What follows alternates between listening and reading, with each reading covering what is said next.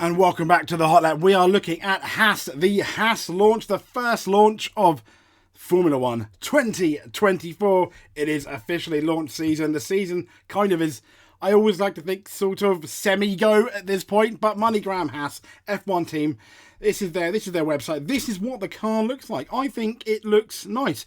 Once again, a digital render. In terms of the actual launch, it was a bit underwhelming, I want to say. But the car looks nice. There's a digital render here. We'll get into who said what and what everything. And once again, sponsored by MoneyGram. Significantly, no new sponsors on there. But as you can see, the American flag is definitely front and centre in the on that nose cone there, which is not too bad. MoneyGram on the main front wing, which is nice. So this underwhelming launch, a few people said there was a Q&A with the team principal. The race have quite an interesting article that I would very much like to get into. And all they really did was kind of like release a video, which is hopefully playing on your screens now, as I'll talk about what the race said. It was really underwhelming, and it says Haas has become the first F1 team to reveal their car. Absolutely. They're obviously, as we know, they are the only American outfit currently in Formula One, and the VF24 will use more black colouring, with this particularly notable in the nose cone area and at the top of the side pods. Now, a large USA flag, as we discussed, is on that nose cone, and it will run for the first time in its shakedown on the 11th of February. Now, interestingly, they've also got like a secondary headline indicating that Haas are very much on the back foot. And I can't help but agree. Haas are very much on the back foot going into the season. There's a couple of reasons. And it says here on the race.com that the Austin upgrade was hardly transformative to Haas's 2023 fortunes. And I completely agree. And even in the announcement itself of, obviously, Gene Haas decided to get rid of Gunther Steiner, so we have Komatsu. He's warned that the launch spec of the car isn't where Haas wants it to be. That kind of reminds you of McLaren in 2023 at the beginning of last season, and the existence of the USGP 2023 spec is key to that. Komatsu says creating that spec was a pretty useful exercise to better understand the problems of the VF23, and in particular what's been causing its trademark horribly fading race pace. But he also admits doing the Austin package means the VF24 launch car may not be as advanced as it could be. Now, during the time it took to make the Austin spec car, we had to stop resources for the VF24 for 2 months. That's fairly significant, isn't it? And that's that performance we could have found there, essentially going into the car. So, that is quite significant. And it wasn't just Steiner who left Haas on the eve of the season. As we know, technical director Simone Resta is brought in via Haas's engine and parts suppliers Ferrari, also left. And just like with Steiner being replaced by Komatsu, there will be no outside hire to take Resta's spot. Instead, as had been expected, another former Ferrari man, Andrea Di Zordo, I probably got that wrong, Andrea, I apologise. The team's chief designer since 2021. He's going to take over. His communication is good, he's very engaged, and he listens to people, so I'm happy about the appointment, says Komatsu. Now, Haas is looking to fill Di Zordo's previous role internally. And in the meantime, he's also established a new position of performance director that has likewise been filled by ex-Ferrari engineer Damien Brayshaw, who is promoted from head of vehicle performance. And Komatsu said this guy, Damien, he's going to oversee the drive and direction for the upgrades, together with the aero department and all the other functions that will analyse the full-scale car.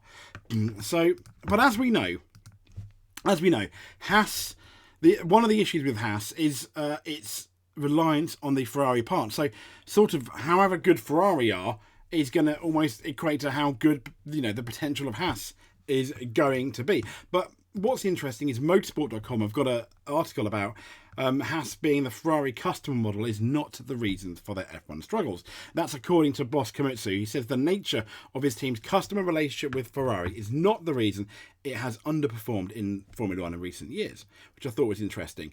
And as we know, he's taken over. He's the guy that's taken over from Gunther Steiner, and it's understood one of the key disagreements between Haas and Steiner was over how much investment the team needed to move forward.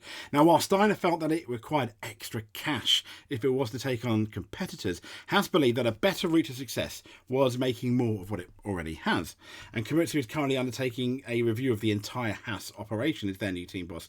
And the outfit is unique in F1 for its nature because it has a very symbiotic relationship with Ferrari, anything more than Alfa Romeo or Sauber has. And it takes as many car components as it can.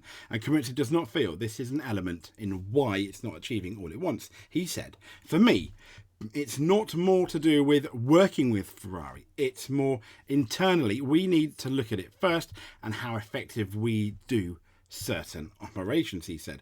I don't see the relationship with Ferrari being the main, let's say, constraint at the minute. Okay, once we get to a certain stage, then of course we're going to look at what's holding us up. And then maybe that relationship comes into it. But currently for me, that's not my main focus. He went on to say, the relationship with Ferrari is good, and then the power unit they supply to us, we buy from them, is very competitive. Komitsu said that it was important for him to quickly understand what the realistic goals for Haas are. And he said, you have got short-term vision, medium-term vision, and long-term vision, and you have to have all of those. Absolutely, Komitsu, completely agree with you there. And he said, but at the same time, in the short term, there are plenty of things we can do better. He said, I'd like to see, once we do that, how far we can get. Then there'll be a parallel discussion going. Okay, in order to get to the next stage, what areas do we need to improve? Is it investment, etc.? But before we get to that stage, there are plenty of things to do. I haven't seen a ceiling yet with what we have currently got. That's probably unlike what Steiner thought, because he obviously thought they had a ceiling and they need to invest more. Gene Haas, I guess he's the boss, quite rightly. He's turned around and he's basically said, I've invested enough in this F1. I think we've invested enough, but I haven't seen the results and what we've got. And many people are saying, no, you kind of need to invest a bit more. I mean, one way to become a millionaire in Formula 1, they say, start as a billionaire. Dad joke. But, and Komitsu said about, in relation to the investment, he said, at some stage, that will become a concern, but not right at this minute. I mean, here's obviously the main Haas car again. Showcased the dynamic look of the VF24 entry to be raced in the 2024 F1 season by Hülkenberg and Magnussen. And it's going to make its debut at Silverstone, but then we're going to see it pre-season testing the week before the Grand Prix on the 21st and 23rd of Feb. Title sponsor is still MoneyGram, which they say here is a leading global financial technology company that connects the world's communities. And they've also got a few other existing partner, but no new ones significantly. Play and Go, the global leader in supplying entertainment to the casino industry. Yeah, we're getting a lot of them, aren't we? Getting a lot of those kind of companies. Not that that's a bad thing. I mean, if they're going to provide money and sponsor, fair play. I'm looking forward to seeing the VF24 up and running. I think that's from Gene Haas. A sentiment I know I share with our partners and indeed the entire team, said Gene Haas. In Nico Hülkenberg and Kevin Magnussen, we also know we've got a great pair of drivers behind the wheel. Their experience will prove invaluable, Gene Haas said, as we develop our programme through the year. We've used the off-season to put the processes in place to be better and ultimately improve our overall performance, according to him.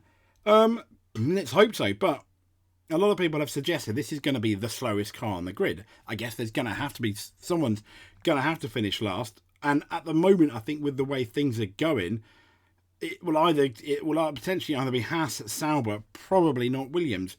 I imagine it's going to be one of those two. But fingers crossed. I mean, I hope it's no one. But as I said, someone's going to have to finish last, and it's most likely, I think, going to be Haas.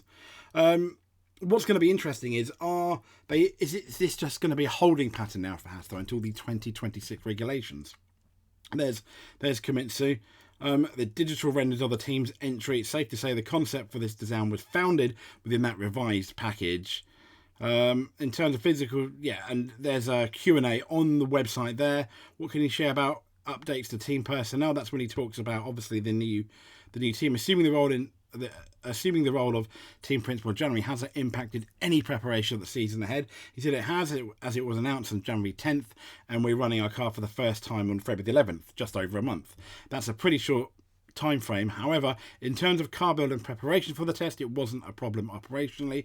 He said it wasn't just my role. We had a technical director leave as well, so there were 2 significant vacancies to fill. Why did the technical director leave?